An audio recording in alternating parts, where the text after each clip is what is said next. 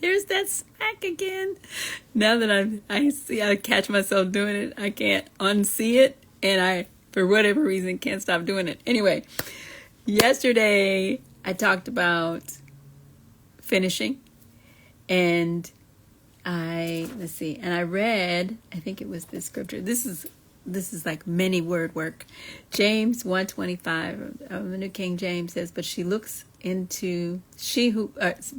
I changed it to she, but he who looks into the perfect law of liberty and continues in it, and is not a forgetful hearer, but a doer of the work.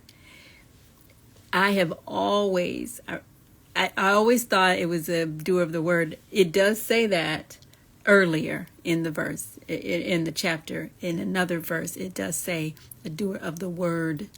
But I remember the first time I ever noticed when it said a doer of the work, I was blown away.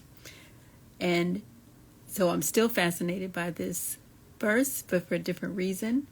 So the word doer, the word doer, be a doer of the work, is translated, it's the Greek word poietes, poietes, I think. I looked up the pronunciation. I thought I'd do better at that. Anyway,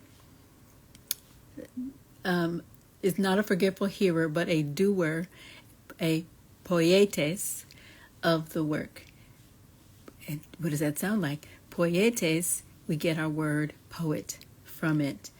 And let's see, did I write down? Yeah, doer of the work is the word ergon, toil, as in effort or occupation. By implication, it's an act, a deed, doing labor or work. So we are supposed to do labor. We're supposed to labor to work, right? But be doers, poietes of the word, of the work. Well, James 1:23 says doers of the word. James 1:25 says doers of the work. Okay, and then poietes is the word for doer. There we go. I'm looking through my notes trying to make sure I got it. But what I love the Message translation, and that James 1:25 in the Message says, but whoever catches a glimpse of the revealed counsel of God, the free life, even out of the corner of his eye, and sticks with it, is no distracted scatterbrained, but a man or a woman of action. That person will find delight and affirmation in the action. So more evidence, more of a case for why we want to work, why we want to just put forth our effort to finish the work that God has given us, as we talked about last night. So last year, I kept seeing that. So it comes out of, let me see, the first time I saw it was in, I want to say it's Ephesians, but in the scripture that when it says, you are God's workmanship. So the word workmanship, that word is translated in the Greek. It means, it's the word poema. You are God's poema. And we get our word poem from that. Now, I've looked up there's some scholars, some Bible scholars who say that that's not what it means.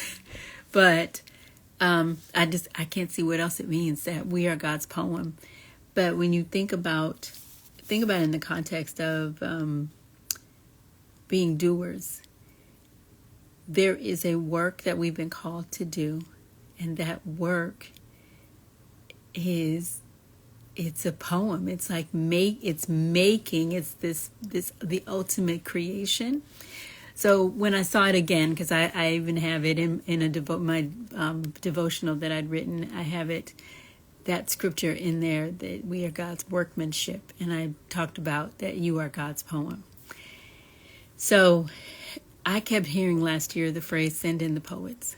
I was working on a number of social impact projects, just really strategizing around how I could help solve some major social problems around the world, and really focusing on building V.I.V.I.D Academy, my nonprofit for entrepreneurship, to support entrepreneurs, but to support social entrepreneurs, people that are building businesses with the intention of solving social problems and investing their effort and their profits into really eradicating some pervasive social problems.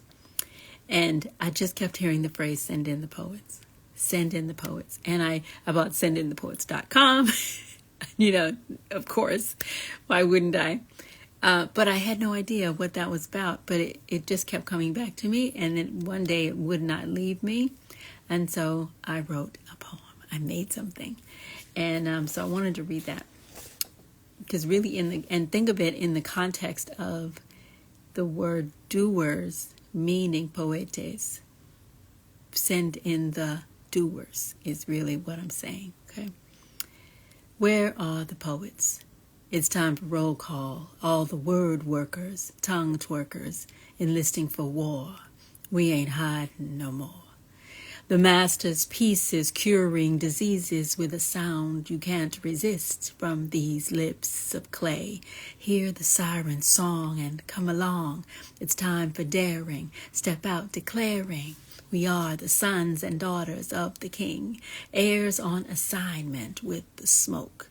It's a sweet fragrance for his nostrils, not hostile, unless you count this righteous indignation that's blazing. Not fighting flesh and blood, though, just reclaiming our time, walking in this destiny with one request of thee. Drop the pretenses, line up outside the fences. Eventually you will give account. Might as well pick up your pen now. Write the vision outlining his mission to set the captives free.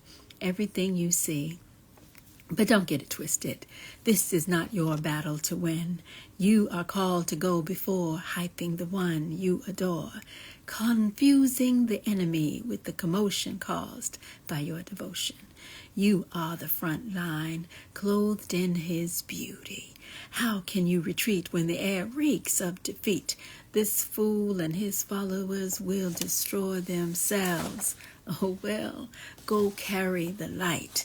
Darkness trembles for fear that you will put your back in it. Already hear the cracking. They know that your alignment signals a divine end. There has been a misunderstanding. I do not blame you. The bombs bring the noise, but you are poised. The nations await for you to silence the hate. The lies holding the captives will fall like chains. If only you would adjust. Shake off the dust. Your gift is making room. You feel the shift. Stand upright and wipe your eyes. Open the journal of your heart. Only he could have written, so prepare with intention. The message only you can deliver. Do not quiver. No more hesitation. You can trust. The cloud of witnesses cheering. Your time is nearing. They know it. The command has been given.